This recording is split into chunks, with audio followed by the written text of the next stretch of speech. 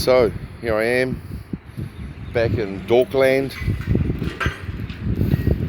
walking the dog and checking out the new suburb.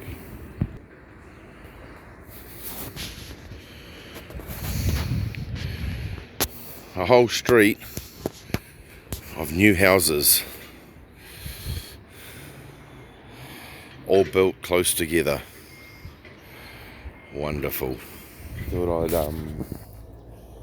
just talk to you about, how to check big tech. It's interesting what's happened in the last few weeks has kind of exposed some of the dangers that I was already aware of, particularly with what happened with Parlor. It's quite interesting. So, see, with Parlor, when they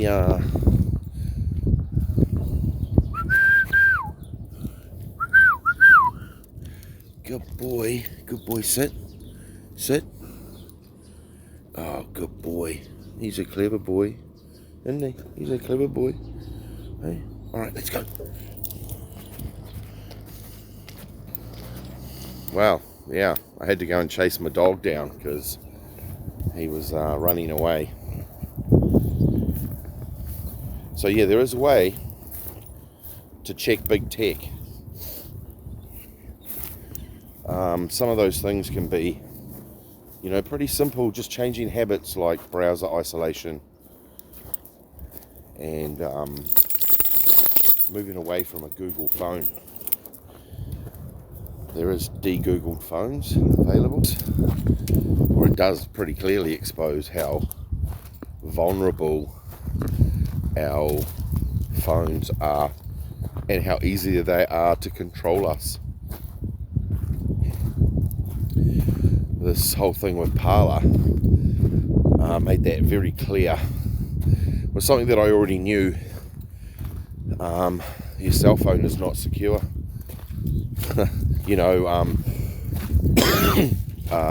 An Android will send, I think, up to 12 megabytes of data a day to Google.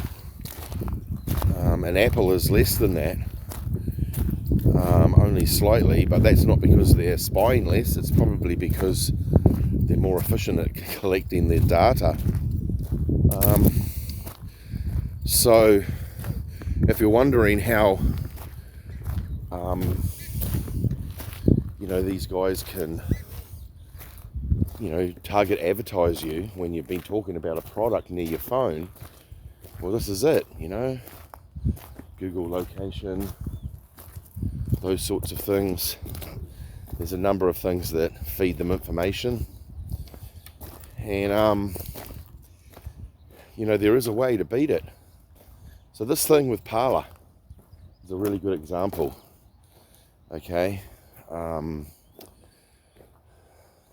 when they took the app offline, away from the App Store, the Google and the Apple App Store, you could actually still access Parlor from a desktop computer. See, so that shows just how much control they actually can have through the phone. So the phones have become a surveillance tool to a certain degree. Yeah, and those people will say, well, I've got nothing to hide. Well, if that's the case, then how come you've got a password on your email account if you've got nothing to hide? Yeah? So there is a way to actually, get back your privacy, take back control of your data, okay? Because information is power. A lot of people will realize this already, but information is power. And when we're giving our data to big tech, that is information. I mean, how do you think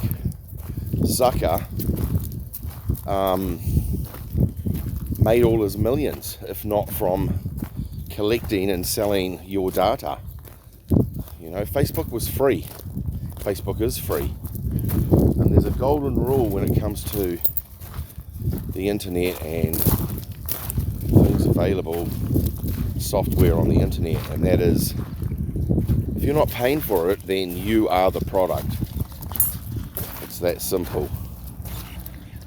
So yeah, I'm just walking down here in a new suburb that they're building. I like to call them cookie cutter housing.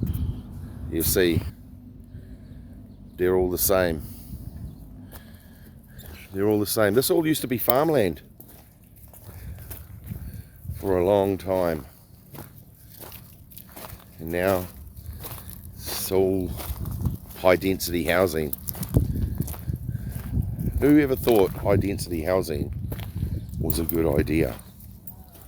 Hey, I mean, look, they're all the same. They're all identical, like these ones over here in this suburb. This one's just been finished. They built thousands of houses here, and there's one just, you know, a couple of kilometres over by those trees. You know, they probably built 10,000 houses there, and every single one of them's got an immigrant in it.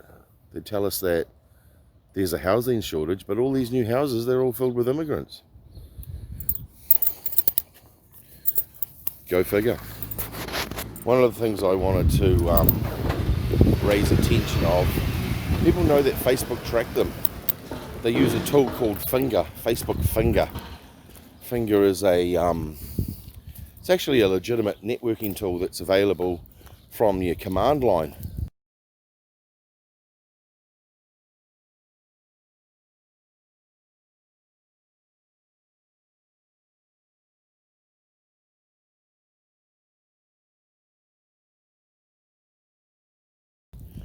And Finger's used, you know, by network administrators to help them manage a network.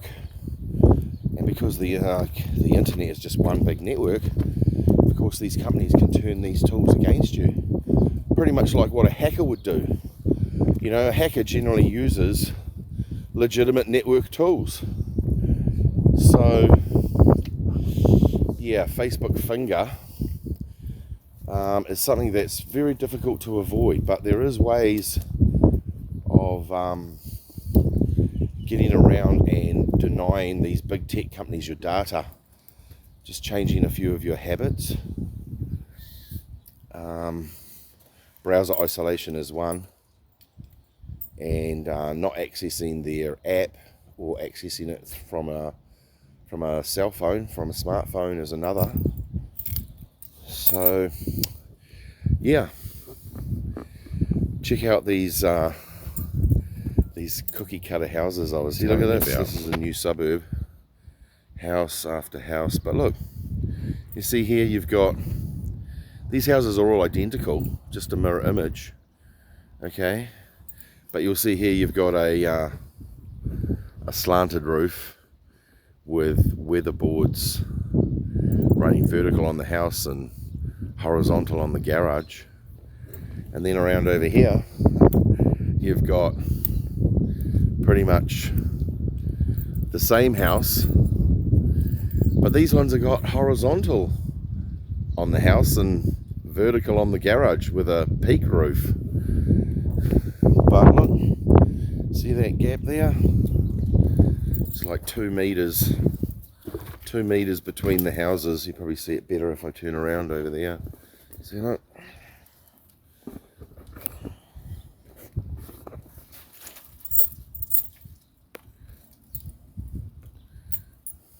2 meter gap. Whoever thought high density housing was a good idea? Wherever it's been done in the world, it's always turned into a ghetto. Why do the councillors who approved this and the developers who are building it, why do they think it's going to be any different in New Zealand?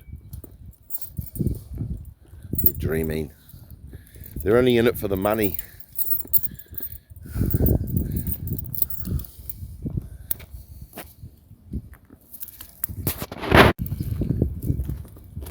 So there's definitely a way to check big tech. Yeah, so if we perhaps explore some of the tools, some of the techniques that I've used. See, I haven't had a Facebook account since 2012, maybe even earlier. Mainly because of my background in computers. I knew that giving them my data and my information was a bad idea.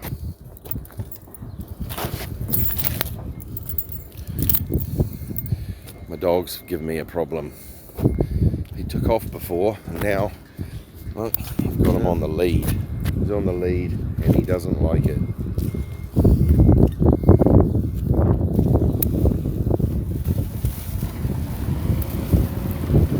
Morning. There you go. Good. Yeah, all the tradesmen are arriving for work to build the ghetto.